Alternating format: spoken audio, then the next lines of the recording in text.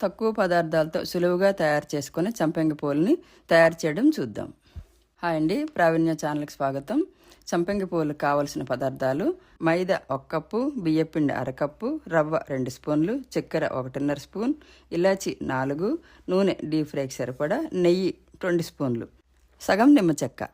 ముందుగా ఒక వెడల్పాటు ప్లేట్ కానీ గిన్నెను కానీ తీసుకొని రవ్వ, మైదా, వేడి చేసిన నెయ్యి, అలాగే బియ్యపిండి అంతా బాగా కలుపుకొని 20 నిమిషాలు మూత పెట్టి పక్కన పెట్టుకోవాలి. తర్వాత వెడల్పు గిన్నెను తీసుకొని ముందుగా మనం తీసి పెట్టుకున్న పంచదారని పాకం వేసుకోవాలి. ఈ పంచదార పాకం కోసం 1/2 కప్పు వరకు వాటర్ పడతాయి.